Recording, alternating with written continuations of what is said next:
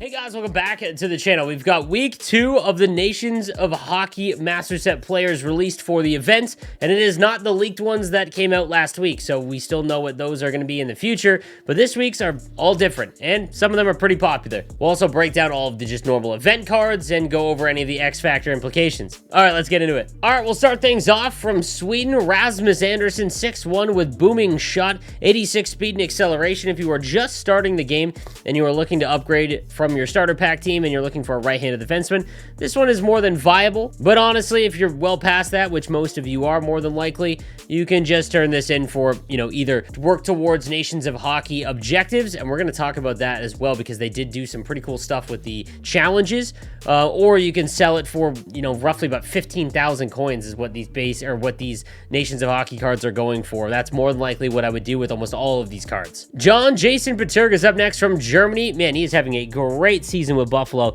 He's got workhorse and close quarters. As an 83, this is actually kind of a decent card. 87 speed, 89 acceleration, and silver close quarters is fine. Again, the issue is that you are going to get a lot of coins for this card. Any of these cards, if you get them tradable, that you can spend, they're going to be much more than what base 83s or other 83 overall cards are going to go for because people are trying to buy them to get all of these objectives done. And with the new master sets this week, they're a lot more sought after than what we had last. I'm going to guess this is AKANE SHIGA. I don't know how to pronounce her name. 5'5". I don't know what's going on with the build here. But she's got 75 acceleration and 84 speed. Someone made the joke that she's got one gear and it's park.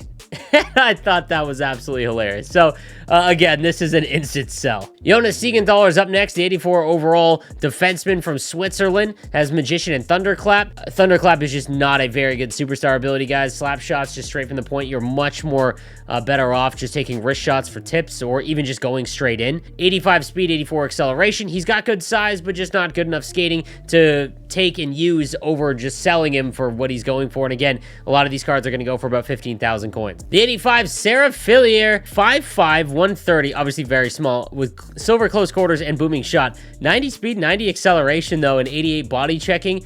I think you could do worse. I think, again, though, but if you're going to try and use some of these cards, you're better off just going out and getting other 85s or any cards that are in around the same value because you're going to make more coins just selling them. If you get her untradeable, though, let me know. I always like seeing some of the women cards used because, like, Marie-Philippe Poulin has been one of the better cards to play against or harder cards to play against because she just doesn't get knocked off the puck. Jamie Drysdale, one of my favorite young defensemen in the NHL, he gets an 85, 5'11", 183 protector. Send it is pointless, but he does have 90 speed, 90 acceleration, 89 agility. He's not a bad skater, and again, for anyone looking for a defenseman in that middle tier range, again, not the base cards, but not MSPs, this is actually a fine one because of the skating. You'll be able to get away with that, but the 82 endurance, I've never noticed. That's rough on Jamie Drysdale. Then we've got the 87 Jaromir Jagr with Dangle City and Make It Snappy, and look at that. They helped out Jagr and gave him some actual good skating stats. 88 speed, 89 acceleration. He is famously in this game very, very difficult to knock off the puck, but he's always been a brutal skater.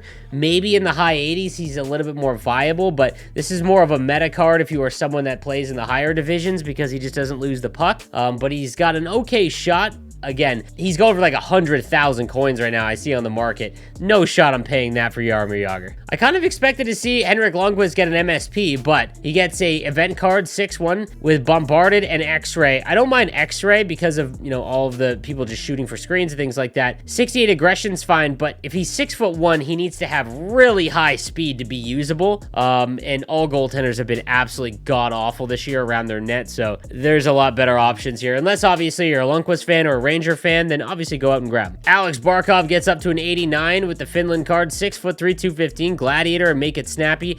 Always a rough skater, and you can see it now. I think they tried to help him out a little bit at launch of the game, but without a skating synergy, now that we're into like middle December, it's getting awfully tough. He's great size for a centerman, but I would want him to have Thief to give him elite face-offs if that was the case. Still a very hard card to knock off the puck, though. Make It Snappy, it really doesn't look like it does much, though.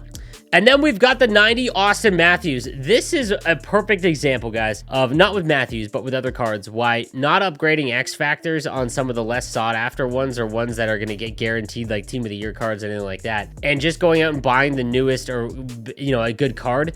I would rather have this 90 Austin Matthews than his X factor currently, because he doesn't get Thief on his X factor yet. He will eventually, and he's going to be a phenomenal card. But this Austin Matthews is just a perfect center build. 89 speed, 90 acceleration, a mid-90 shot, and 88 on the faceoffs, 95 defensive awareness. This is a great centerman card, and like I said, low-key, kind of better than his X factor. So this is why when we talk about, you know, some of the lesser known ones like Adam Fox or Victor Hedman is a perfect one. Victor Hedman's a great X factor, but you will slowly start to see him be outpaced, and his cost is going to be so high to upgrade when you could just get the new version of him and use that. So this Austin Matthews card looks awesome. It's going for like 300k though. Then on to the MSPs. We've got the 90 Simon Nemec from Slovakia with Distributor and Spark and Buzzing and Magician. So I would go Spark in this case with Buzzing. Gives him 92 acceleration, 91 speed. And it's crazy. It's like they either give defensemen Seeing Eye and Elite Edges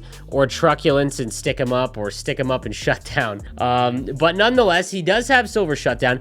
There is a ton of great right-handed defensemen though, guys. Like, this is a cool card because I'm liking that they're putting the younger players in. I had a feeling that we would see maybe Owen Power or Matty Beniers, some of those guys, because they don't have headshots in the game. So the only way they can get around that is by putting them in MSPs, because obviously that's actual art. But so far, Simon Nemec is the first from this year's draft class to get one, I believe, MSP from this draft class. I think so. With Gold Seeing Eye, which I do like. I do like Gold Seeing Eye, and I like Elite Edges, but there's so many other cards that are right-handed defensemen that I would rather have than spend the cost to upgrade. This is where you really need to hold off going after the new cards for Team of the Year, especially if you're no money spent saving for Team of the Year, guys. A lot of these you're going to be better off just waiting until those cards come out, because you can make them when this event is done, but this is still a very, very good card. I will try and use all of them like I always do, guys, and give you actual feedback using them. This looks great, but I mean, if I'm being real, you could go get Mike Green's Milestone card, and I've liked that card a ton, and it's much cheaper, so just something to keep in mind. Natalie Spooner got a 90 overall, and she's actually pretty good. Workhorse and Wingman, so, or Fly the Zone. I'd probably go Fly the Zone and Spark, to be honest with you. But 92 speed, 92 acceleration, has Gold Close Quarters, Born Leader, Snipe, and Unstoppable Force. Those are all viable abilities that are actually pretty decent, and they gave her shot power. The thing about female cards so far this year is that a lot of them have been okay, but their shot power has been in the low 80s, and it just kind of kills their value. And she's, you know, not terrible. 88 on the draws as well. You could put her at center. Again, I would not put the resources into making her, but I don't think that this is a card to just kind of roll your eyes at. I think she's actually a pretty good card, and I'm excited to try her out. Our left-handed winger for this release is the 90 JAKUB VRANA from Czechia with Gladiator, and I would go Booming Shot if you can. Gold Elite Edges, make it snappy, Snipe, and Wheels. I would not activate Wheels on someone with 92 speed. You want to save Wheels for the guys that have like the really, really high speed, but Gold Elite Edge has been great. I've been using Lucas Reichel quite a bit on my no money spent team, and this looks very, very similar, to be honest with you, only he's a little bit bigger, so probably a better option, but this looks like a very good card. There's the only thing is that it doesn't really move the needle from some of the other cards that have been released, and he doesn't do anything that's exceptional, it looks like, again, on paper, that you would want to go after and chase. It's not like Matthew Barzal. Matthew Barzal's skating was so high that you can use him for, you know, another 2 months. There's a big separator there. VRANA's right around. They've done a pretty good job of keeping all of these master sets roughly very, very balanced. So, but he still looks very good, and I'm gonna give him a try. And then easily the most interesting one, the 90 Peter Forsberg, one of my favorite players growing up as a kid from Team Sweden, as Gladiator and Distributor as well, Buzzing and Thief. I would actually rather have Thief activated than Buzzing if you're gonna play him at center. 91 speed, 90 acceleration. He can get up to 91 and 91 with Distributor on, and then he's got Elite Edges, Close Quarters, all alone you don't want, and then Unstoppable Force. Very, very good card. A lot of people come into my chat though. If you've already made Bergeron, it's kind of close to that if you're going to play him at center. While Unstoppable Force is incredible, I still really like Gold Quick Draw just because of the advantage of the face-offs, but this in combo is unbelievable. So this is the one I'm most excited to try out, and one I'm probably going to put on my team just because I'm a Peter Forsberg fan, and I'm glad that they gave an MSP. This is a really, really good looking card. Show you guys the new X Factor upgrade. So Austin, go up 3 collectibles, and he does go up a skating here. So I have Workhorse on him just for synergies. I would go Fly the Zone probably, so he'd have 90 acceleration, 91 speed. But he doesn't have Thief. Like I said, gets Seeing Eye, which is, it might be okay for Farside Wristers and things like that. But again, the cost to keep upgrading him is very, very high. And if in a vacuum, I think Matthews is going to get Team of the Year or something that's going to be crazy. I don't know, but I just have a hunch because he's been so good and he's a very popular player. That's why I think that he's worth holding on to.